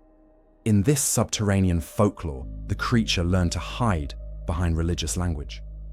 Villagers spoke of the Tikbalang as once angelic beings who had remained suspended between heaven and hell when the great rebellion in the skies had ended.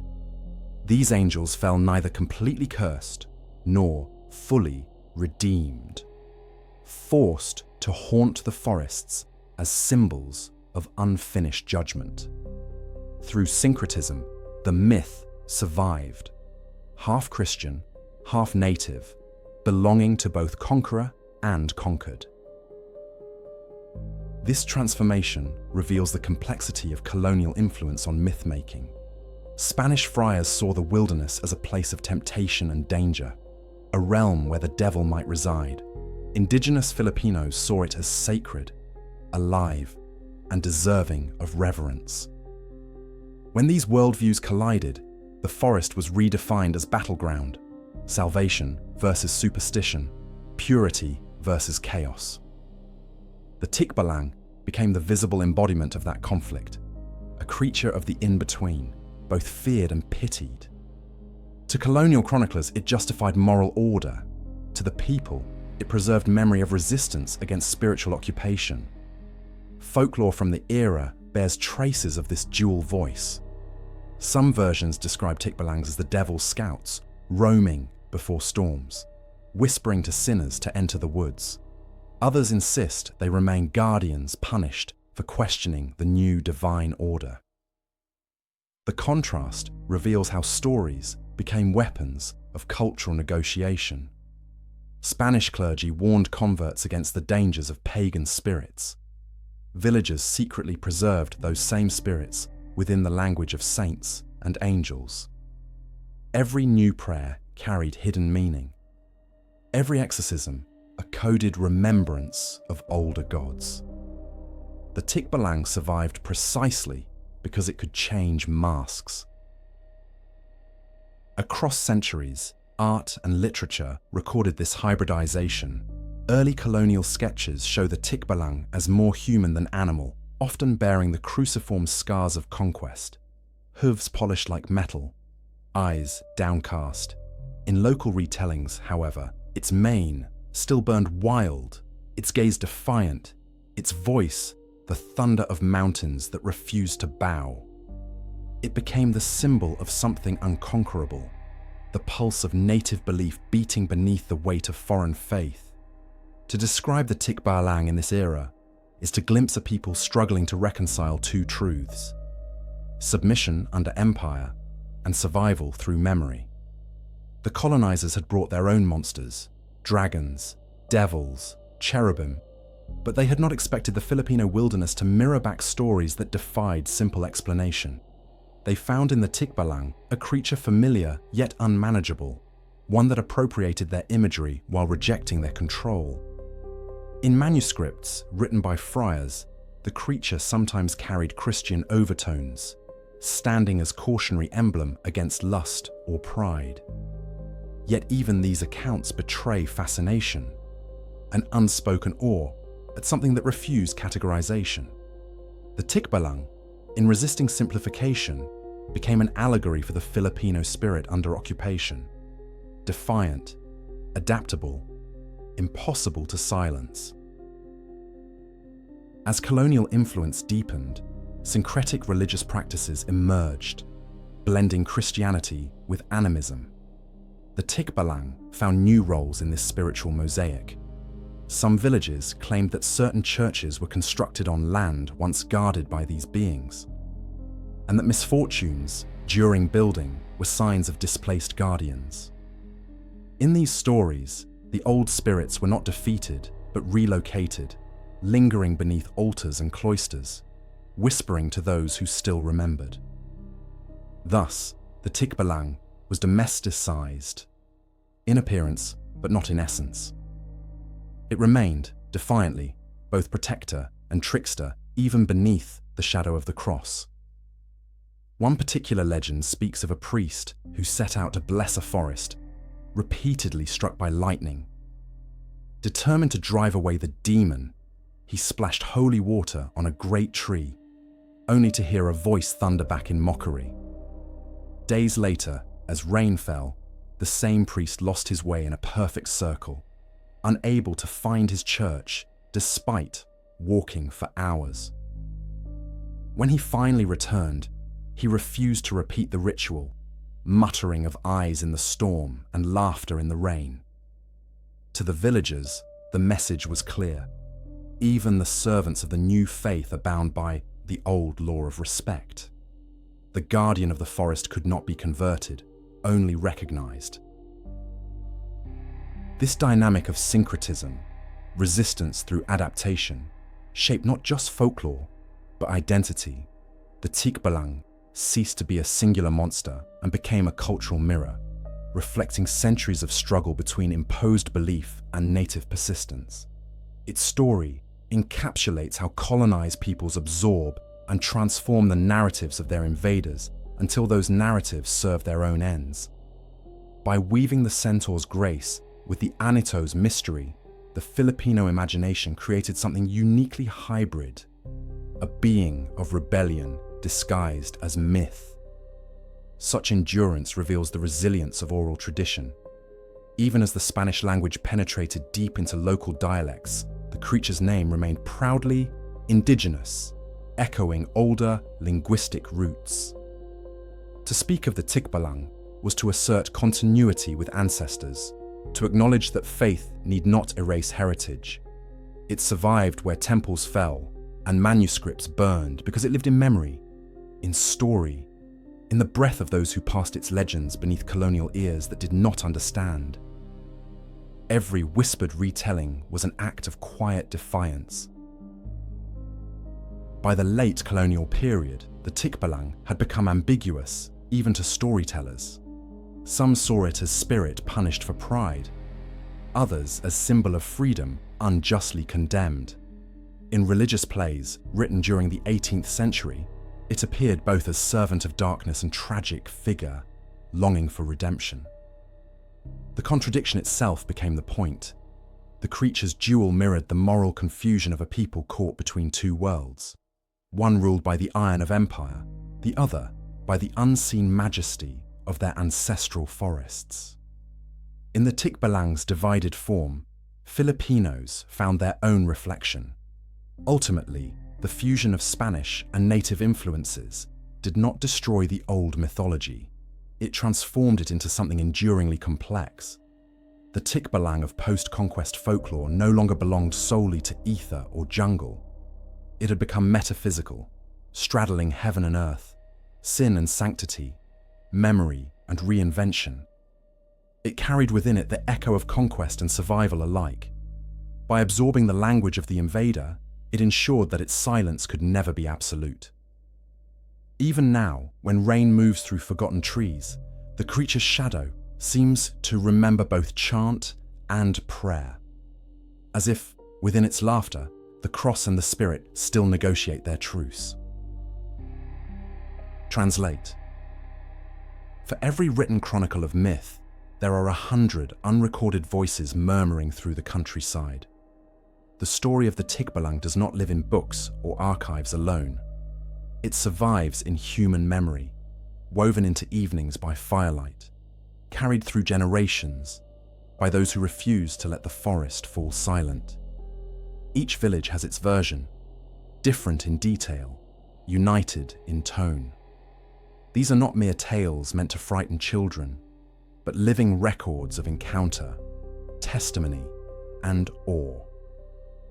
To listen to these voices is to step into a living dialogue between humanity and the wilderness that still surrounds it. In the mountain settlements of Luzon, elders speak of nights when wind bends tree branches in one direction while leaves fall in another. They say such signs signal the approach of the Tikbalang, invisible yet undeniable. Travelers recount losing their way along familiar paths, hearing hooves on soaked ground, though no beast was near. Stories spread of shadows too tall to belong to men, figures glimpsed at the edge of lamplight beneath the rain. Within these accounts lies the rhythm of belief, not superstition, but memory hardened into collective truth. For them, the Tikbalang is not legend. It is neighbor, guardian, and warning entwined. Translate. In the Visayas, where rivers carve through villages like veins of light, fishermen tell of the nights when fog covers the water so completely that stars vanish. They whisper that within that fog, a being rides currents unseen, disturbing nets and spinning boats gently in circles. The elders teach that those who curse the water in frustration draw the creature's wrath. Nets tear, catches disappear, and sometimes the fog itself seems to swallow men whole. Yet, curiously, no one blames the Tikbalang without respect. They speak its name softly, almost fondly, as if acknowledging the discipline hidden inside the punishment. Strikes not from cruelty, but from balance. Further south, in Mindanao's deep jungles, the tone shifts. Here, the Tikbalang takes on an almost ancestral role, appearing not to harm, but to guide. Folklore tells of travelers who, lost for days, followed flashes of light through storm and night, only to arrive suddenly at their village gates. When asked what had shown them the way, they speak of hooves that left no prints and a tall shadow moving just ahead. To them, the Tikbalang is not solely a trickster, but a protector who tests intent before granting passage. These stories, handed down through warfare and colonization, maintain that even the forest spirits can choose compassion where respect is given. Oren. Translate. Among the old families who trace their lineage to pre-colonial times, there exists an oral pattern of diplomacy between humans and the unseen world. Gatherings at dusk often included rituals, shared meals at the edge of the tree line, libations of rice wine offered to whichever guardians listened. In these exchanges, myth functioned as etiquette, an agreement that each side, visible and invisible, belonged equally to the land. The Tikbalang's presence could thus inspire both caution and reassurance, signaling that the pact between man and forest still held. These customs may seem distant now, but traces endure wherever people still walk softly among trees. One recurring motif across regions is the sound of laughter. Witnesses describe it not as malevolent, but as hauntingly complex. Deep yet melodic, rising and falling like wind through bamboo. Sometimes it precedes misfortune, other times it marks salvation. A farmer once claimed to hear that laughter moments before a branch snapped overhead, sparing him from a falling tree. Another said it echoed across a ravine just as he lost his footing, landing miraculously unharmed. These coincidences tie survival to reverence. The unseen forest laughing not at humanity, but with it, reminding mortals of their precarious place in the chain of life. Translate. Women too have their stories. In rural villages, those who harvest herbs or tend crops by moonlight tell of the Tikbalang appearing in their dreams as guardian rather than captor. It instructs them where medicinal roots grow, warns of storms or disease. Some healers claim their knowledge came from such nocturnal guidance, framing the creature as intermediary between the spiritual and natural realms.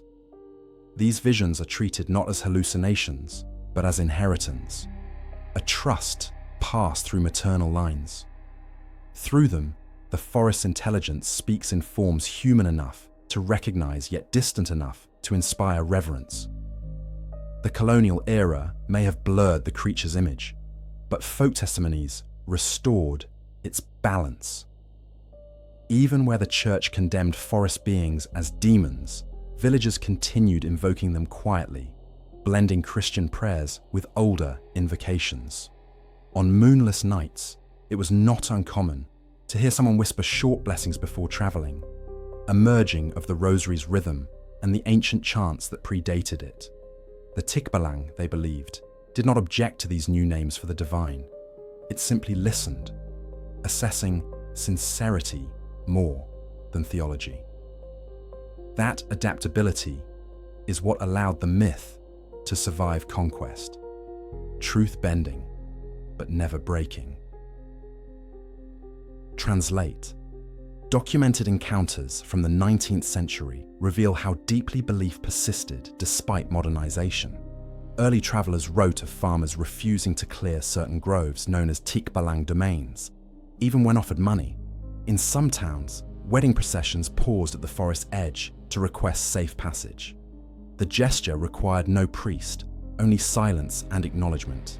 These acts did not come from fear, but from continuity, the understanding that the world's unseen order deserved mutual respect. The forest was not wilderness, it was history and presence folded together. In more recent times, oral traditions have evolved with the rhythm of community life. Radio dramas, village theatre, and even local festivals incorporate the Tikbalang, not as villain, but as cultural ancestor. Costumed performers stride through parades on stilts, towering over crowds as symbols of endurance. Children grow up both. Long before conquistadors set foot on the islands, the spirit of the forest already breathed through countless myths. The people of the archipelago lived in deep relationship with, seeing divine intelligence in every storm, mountain, and oak-like tree that reached toward the light. But when the ships from Spain arrived, carrying foreign gods and foreign fears, the sacred topography of the Philippines began to shift. Belief systems collided, languages blended, and old spirits found themselves renamed, redrawn, and recast through new eyes. Among these hybrid survivals was the Tikbalang, whose image changed as two cosmologies, indigenous and European, fused into a single, haunting figure. The Spanish conquest brought both the cross and the sword, reshaping the local imagination through religion and politics. With Christianization came the need to categorize. What once was anito became demonio. What once guarded became corrupted. The Tikbalang, once considered a neutral keeper of the wild, was labeled diabolico, its form reinterpreted through the moral lens of Christian dichotomy. A creature neither holy man nor beast was now framed as a fallen angel, cursed to wander forests as punishment for rebellion. The colonial church, in its drive to impose divine order, could not accept ambiguity. Thus, the forest guardian was rewritten as an infernal warning. The relationship between humanity and the Tikbalang closely mirrored the ecological wisdom embedded in early Filipino life.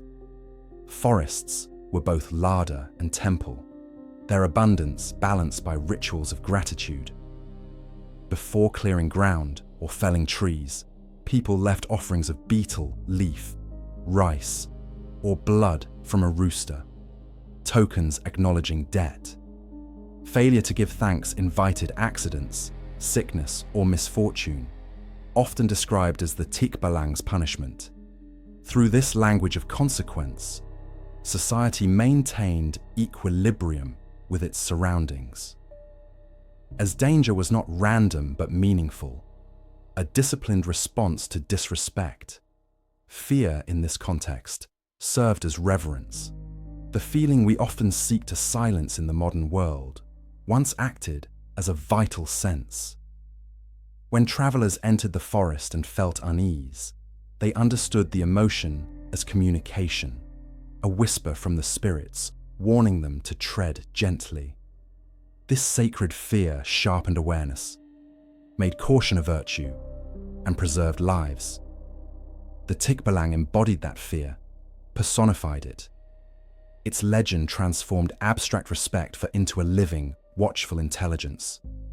To believe in it was to perceive the forest not as void, but as a place of presence. The lessons that arose from these beliefs formed an invisible code of survival that lasted for generations. Among hunters, cautionary customs were sacred law. Never mock a beast before killing it. Never boast of prey before returning home. Never laugh in the forest silence. Breaking these rules invited misfortune that stories attributed to the Tikbalang's wrath. But deeper analysis reveals their practical commands designed to shape behavior towards sustainability. Myth, therefore, became early environmental fray, transmitted orally through the emotional weight of fear. That fear found expression in architecture and settlement as well. Villages built near forests often aligned houses to face open fields or rivers, choosing space over enclosure. Homes were elevated on wooden stilts, not only for protection from floods, but also out of deference to the beings below. It was said that the Tikbalang walked beneath the earth as easily as above. It, passing unseen. Through roots and shadows, by building upward, humans created distance without aggression, a symbolic gesture of coexistence. Even the act of hanging charms or dried herbs by door frames carried spiritual geometry, marking boundaries between domains with quiet respect. In modern interpretation, this ethos resonates deeply with ecological and psychological insight. Fear has always guided evolution, shaping awareness and survival instincts. Yet ancient Filipinos elevated it into moral framework, distinguishing between fear that enslaves and fear that enlightens. Sacred fear did not drive avoidance, it inspired mindfulness. Hearing branches crack in darkness, one did not flee blindly, but paused, listened, bowed in deference. That pause, repeated across generations, became cultural rhythm, a kind of collective prayer to the stillness before action.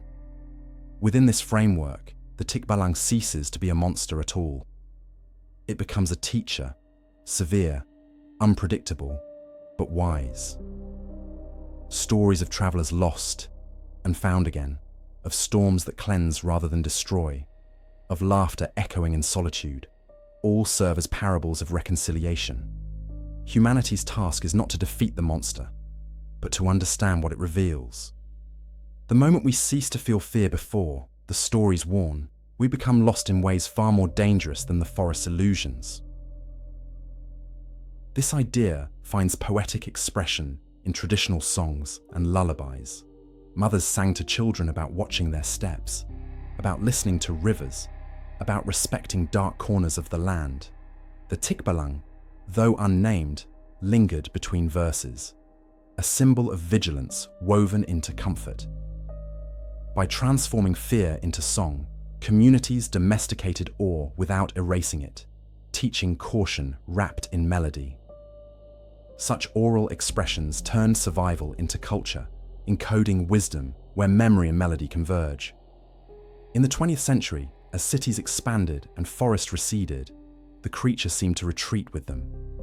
Yet even in urban settings, fragments of the old fear remain.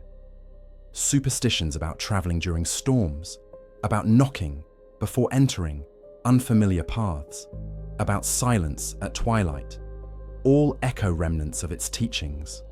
The Tikbalang no longer stands at the edge of rice fields, but its lessons persist in instinct, in the quiet hesitation every human feels before stepping into darkness.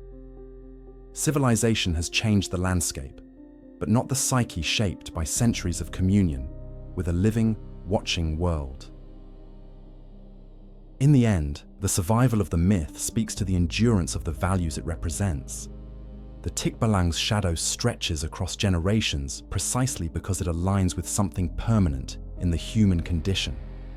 Awareness of vulnerability.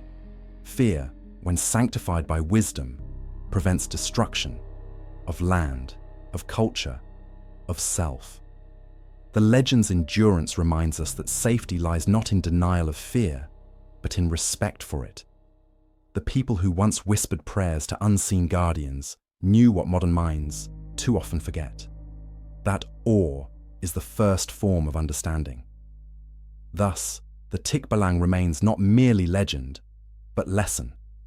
Its hoofprints mark the moral terrain between reverence and recklessness, teaching that every path taken through wilderness is also a journey inward.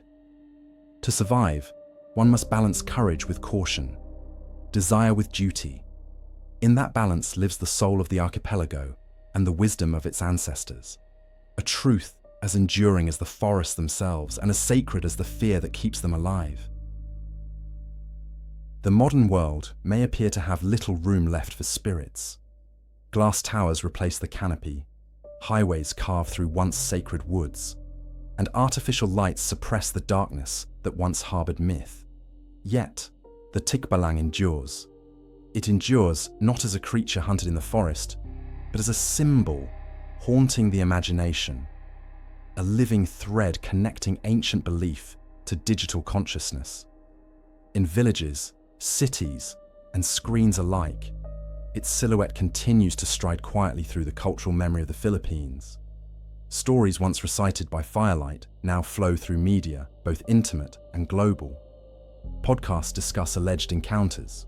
Films reinterpret the creature through psychological horror, and painters depict its outline in surreal dreamscapes that blend mythology with modern anxiety. The creature's form, half equine, half human, translates seamlessly into metaphor for a fractured world caught between tradition and ambition. It has become the icon of duality, humanity's simultaneous reverence for and alienation from. In that way, the Tikbalang's survival mirrors our own uneasy place within the web of progress. For those who still live near forests, belief remains a lived reality rather than nostalgic tale. Some rural communities report sightings along mountain trails or riverbanks, often framed not as threats, but as omens. The creature appears during storms, or in the fevered haze of drought. Projections of imbalance, manifestations of displeasure. When crops fail or rivers flood, elders still whisper that the guardian is restless. The myth adapts, remaining vital precisely because it expresses relationship rather than superstition. The people who see the Tikbalang are not misled by illusion. They are witnessing the dialogue between humanity and environment in spiritual form. Meanwhile, in the digital age, younger generations keep the legend alive through creativity rather than fear. Artists reimagine the creature across genres. Comic books paint it as tragic anti-hero defending vanishing wildlife. Musicians evoke it in lyrics of longing and rebellion. Game designers rebuild its forest haunts in virtual landscapes. Each portrayal reveals how ancient myth continues to resonate within collective emotion. By reshaping the Tikbalang, these creators perform the same act as their ancestors, reinterpreting power through culture. The creature's continued evolution marks not dilution, but endurance. Modern interpretations often highlight the creature as emblem of Filipino identity itself. In literature and film, the Tikbalang is neither villain nor victim, but metaphor for resilience. It survives conquest, modernity, and globalization, adapting while preserving its mystery. To many artists, it symbolizes the persistence of the archipelago's soul beneath layers of colonial and corporate history. Just as it deceives travelers into walking circles, the legend circles eternally through time, refusing to disappear, always leading back to origins people strive to remember. Yet, not all retellings treat the Tikbalang with gentleness. Popular horror often exploits its image for spectacle, turning it into exotic terror stripped of meaning. Cinematic versions exaggerate its violence, ignoring its moral complexity. These depictions, though commercially effective, reveal a deeper truth. Myth only loses dignity when separated from context. Without understanding the cultural roots of equilibrium and reverence, the creature risks becoming caricature. The responsibility of modern storytellers lies in restoring nuance, showing the Tikbalang not just as nightmare, but as wisdom keeper, whose fearsome presence conceals instruction. Even beyond art, echoes of the legend influence attitudes toward environment and heritage. Some environmental groups use the Tikbalang's imagery to advocate for forest preservation, framing deforestation as spiritual desecration. Campaigns feature stylized silhouettes of the creature watching from behind trees, protecting biodiversity through symbol rather than slogan. This cultural reclamation weaves past into present activism. To defend the forest is to honor its guardian. To dishonor is to awaken its ire. The same logic that taught ancestors to show respect remains powerfully relevant in a world struggling against environmental collapse. Social media, often blamed for eroding folklore, has paradoxically revived it. Across digital platforms, storytellers host discussions about supernatural encounters, mixing oral style with textual immediacy. Young listeners debate whether the Tikbalang exists physically or metaphorically. Some recount modern sightings on foggy highways or abandoned construction sites, spaces that echo the psychological wilderness of modern life. Online, the creature becomes both confessional device and cultural anchor, drawing diaspora communities together. Through collective storytelling, Filipinos scattered across continents reclaim connection to homeland through shared mythic language. Folklore scholars describe this phenomenon as re-indigenization, the conscious revival of ancestral knowledge within modern frameworks. The resurgence of the Tikbalang demonstrates that myths are not relics, but living ecosystems, capable of adaptation just like natural ones. When urban youth reinterpret the Guardian as defender of memory or as symbol of queer identity resisting erasure, they affirm that the power of the myth lies not in its age, but its elasticity. What endures is the heartbeat of reverence underlying each iteration. The sense that something older and wiser still walks beside us, unseen. This revival speaks also to the emotional hunger of a generation disconnected from tangible landscapes. In a world saturated with screens, the forest has become metaphor for depth, the place beyond constant illumination. The Tikbalang dwells there, in the shadow world of imagination, where mystery retains sovereignty. It stands as a reminder that not everything must be explained to exist. The human mind requires wonder, just as the body requires food. Through myth, we feed the part of ourselves that alone cannot reach. To some, the Tikbalang has evolved into an expression of personal spirituality. Urban wanderers who meditate among parks or mountains report feeling watched, not with menace, but with ancient curiosity. For them, the creature represents awareness, a consciousness larger than ego, yet intimately connected to the moment. This modern mysticism does not invoke the Tikbalang as a literal being, but as symbol of mindfulness born from indigenous reverence. To greet the Guardian becomes an act of grounding, a quiet ritual acknowledging continued kinship with amidst the noise of modern existence. Academic discourse, too, increasingly acknowledges myth as cultural philosophy rather than superstition. Universities now study the Tikbalang alongside comparative mythologies, reading its dual body as a metaphor for liminality, the threshold between human and environment, faith and reason. Such analysis revalidates indigenous cosmologies, long dismissed by colonizers, recognizing them as systems of knowledge grounded in ecological awareness. In this light, the legend becomes an archive of ancestral psychology, mapping the emotional intelligence that once governed coexistence. The Tikbalang thus reveals not primitive fear, but profound comprehension of balance. Perhaps most fascinating is how the myth bridges generations. Elders in remote provinces tell ancient tales under the same stars their ancestors knew, while their grandchildren share those stories in animated clips online. The medium shifts, but the reverence remains.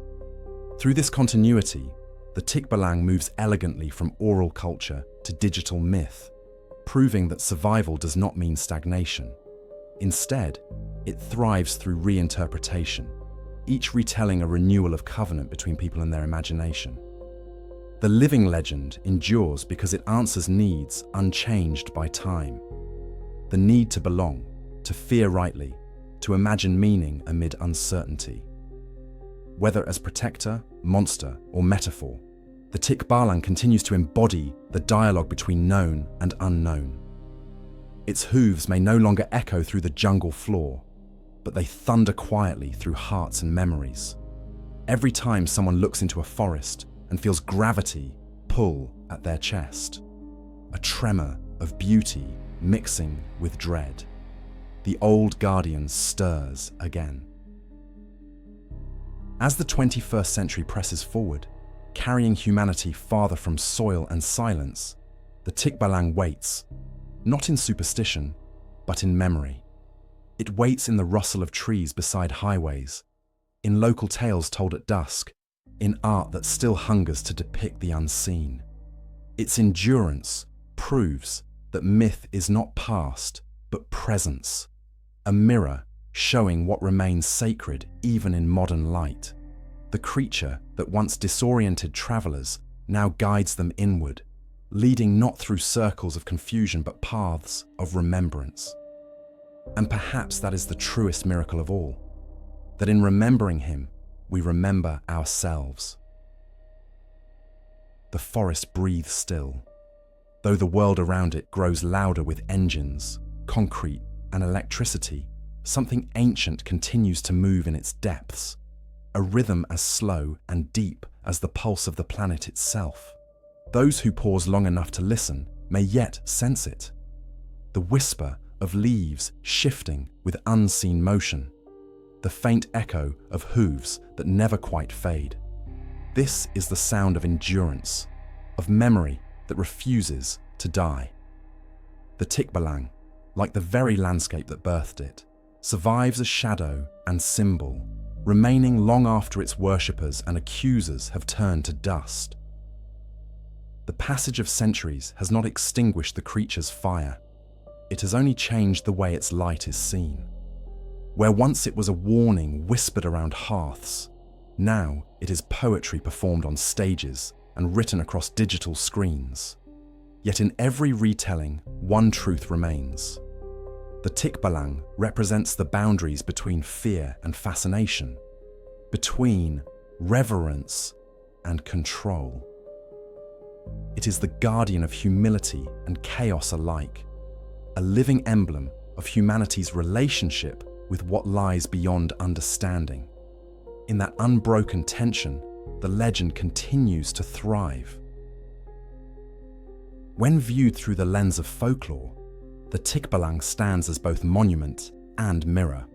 It recalls a time when humanity did not stand apart from, but within it.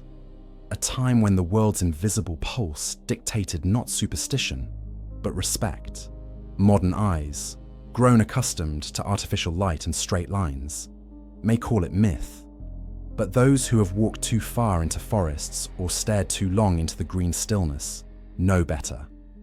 What we call myth, the ancients called truth, told sideways. A truth too large to frame within human speech. The creature's survival through empires, revolutions, and relentless modernization reflects a hunger deeper than nostalgia. It persists because it fulfills a need.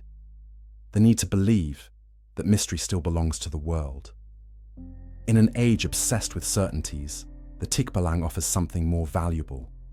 A reason to pause, to wonder, to remember that what cannot be catalogued may still be sacred.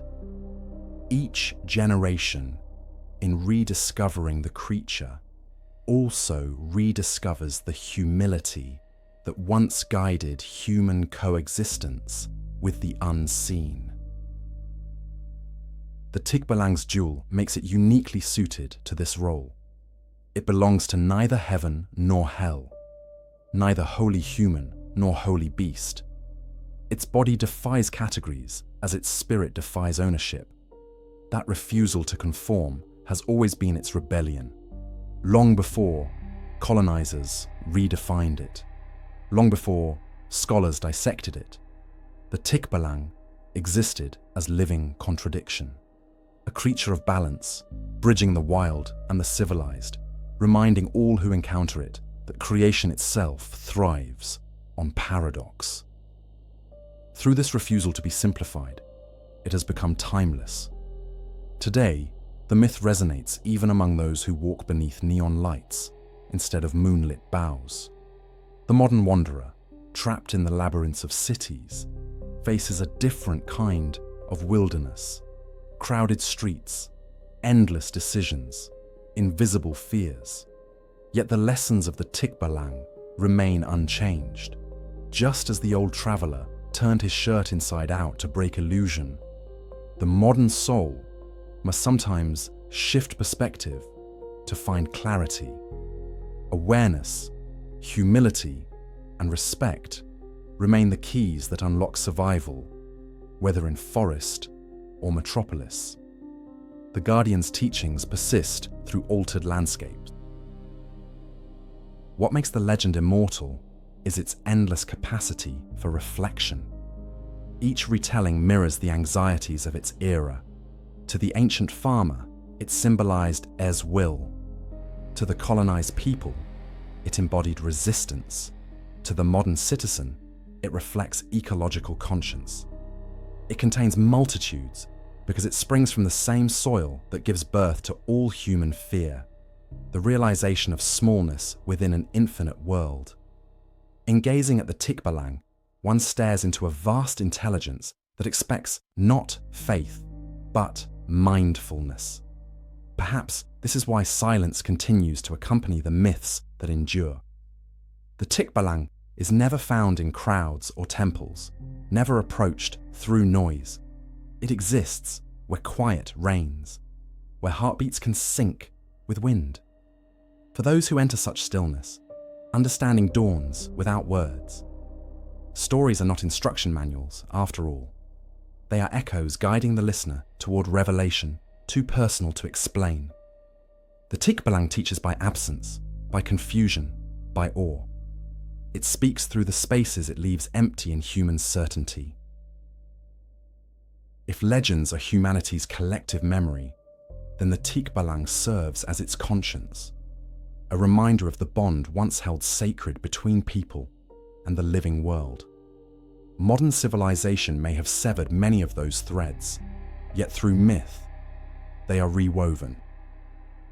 When children hear the old stories and feel the unease they carry, that is not superstition awakening, but empathy with a world older than language. Fear becomes connection. Reverence becomes continuity. In this way, the creature continues to fulfill its original function: keeper of relationship, guardian of equilibrium. Scholars often frame folklore as artifact, but in truth, it is organism. It breathes, adapts, feeds on attention. The Tikbalang's continued existence proves this vitality beyond doubt. Its hooves now strike the ground of imagination rather than soil, but the resonance remains the same. The myth has transitioned from oral echo to psychological symbol, from superstition to art, but the spirit animating it has never stilled. The creature's body may change form, but the lesson within, respect what you cannot master, remains eternal. Every culture leaves behind a guardian spirit that embodies its greatest truths. For the Philippines, that spirit is the Tikbalang, a being neither benevolent nor cruel, but profoundly aware. It reflects the soul of an archipelago bound by contradiction, beauty and danger, faith and doubt, light and wilderness. Through its legend, the islands remember themselves not as victims of history, but participants in an older dialogue between mortals and creation. The Guardian's laughter, once echoing across forests, now hums quietly in the background of modern identity, reminding all who listen that freedom begins with respect. In this final reflection, the Tikbalang stands not as relic, but revelation.